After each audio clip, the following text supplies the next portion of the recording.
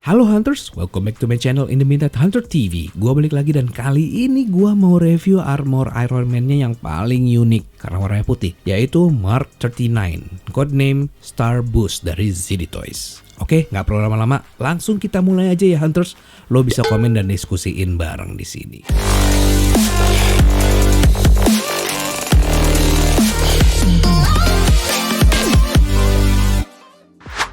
Hey Hunters, sebelum gue mulai reviewnya, tolong subscribe channel The Midnight Hunter TV dan follow Instagram The Midnight Hunter. Dan yang udah subscribe, mantap. Thank you banget ya.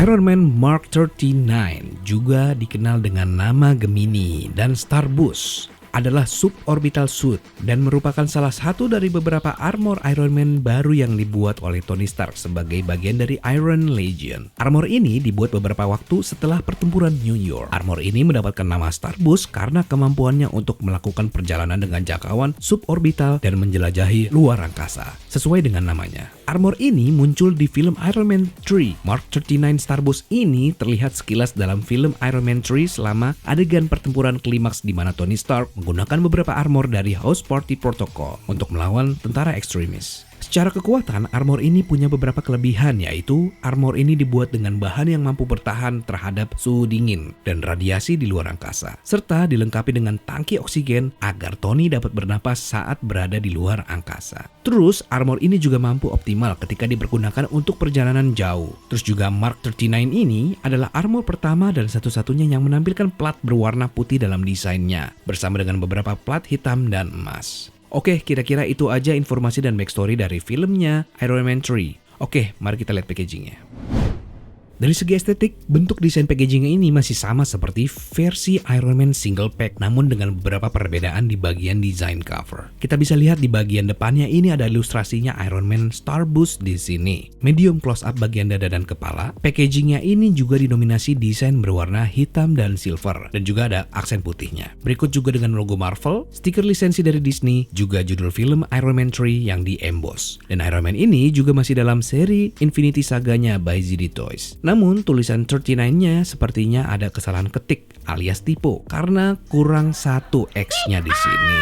Ini malah jadi 29 dong, bukan di 39. Nah, ini nggak tahu gimana dari pabriknya, mungkin ada tiponya kayak begini. Sengaja atau enggak kita nggak tahu. Bagian samping kanannya juga ada wording film Iron Man 3 dan juga ada foto ilustrasi half body Star Boost-nya di sini. Dan juga untuk bagian belakang kita bisa lihat ini ada foto ilustrasi action figurnya dan aksesoris terlihat full body depan belakang dan beberapa pilihan pose. Dan juga di bawahnya ini ada tulisan yang gua nggak ngerti bahasanya. Dan untuk bagian samping kirinya cuma ada wording judul film Iron Man 3 dengan aksen-aksen garis-garis futuristik seperti lining di bodinya Iron Man, sama seperti di bagian samping kanannya. Overall, dari segi estetik dan tampilan desain packagingnya ini emang oke ya Hunters, dan masih sama aja dengan produksi ZD Toys Iron Man lainnya, cuma beda warna. Oke, karena gue udah gak sabar, kita langsung unboxing ya Hunters. Nah, untuk detailnya Iron Man ini kita bisa lihat, ini keren banget warna putih gini ya, kayak punyanya Steve Jobs jadinya, bukan Tony Stark.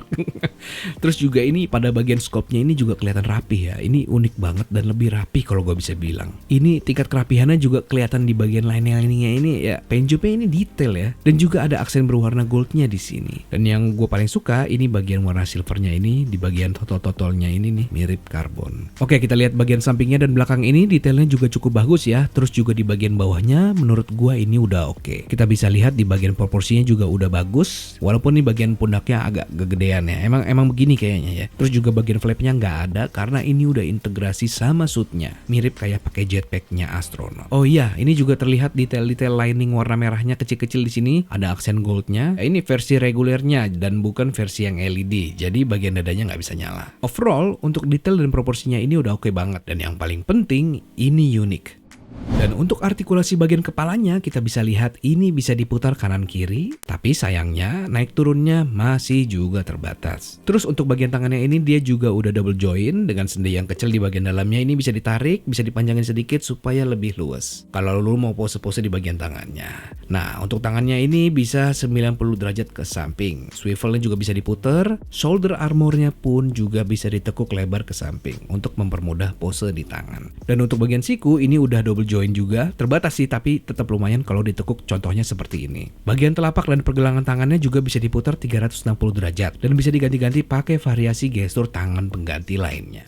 Untuk bagian torsonya, bagian ini mungkin masih sama-sama aja ya sama keluaran ZD Toys lainnya. Bagian dada bisa diartikulasi atau ditekuk maju ke depan dan ke belakang. Bagian pinggangnya juga udah fix jadi nggak bisa diputar kanan atau kiri. Untuk bagian selangkangannya ini bisa dipanjangin biar bisa gampang dipose, namun agak sedikit mentok sama armornya. Jadi maju ke depannya cuma bisa segini, dan bagian pangkal pahanya juga bisa diputar-putar, dan artikulasi bagian sendi lututnya juga udah double joint, namun hanya bisa segini karena mentok sama armornya. Bagian pergelangan telapak kakinya juga bisa ditekuk dan diputar-putar. And overall ini artikulasinya masih cukup oke ya Hunters. Ya walaupun memang beberapa ada bagian yang kaku ya, seperti terbatas motion range di kepala, pinggangnya juga udah fix, tapi ya emang begitu ZD Toys. Oke, kalau untuk aksesorisnya seperti biasa ZD Toys itu selalu ngasih stand base yang cakep. Ini warnanya hitam, dan kalau yang versi sebelumnya atau beberapa rilisan yang lama warnanya ini bening transparan. Dan ini ada tulisan lengkapnya dengan judul filmnya Iron Man 3. Terus juga ada 3 pasang variasi tangan pengganti, dan juga ada 2 pasang efek api buat di tangan dan juga bagian kaki. Dan ini juga dapat bagian faceplate-nya, tapi ini kayaknya mungkin ditempel aja atau gimana ya. By the way Hunters, gue juga foto-foto action figure Iron Man ini kayak di foto Instagram gue juga. Oh iya Hunters, pokoknya jangan lupa follow Instagram gue ya. Lo bisa follow The Midnight Hunter. Di situ gue bikin foto-foto koleksi mainan karakter favorit gue.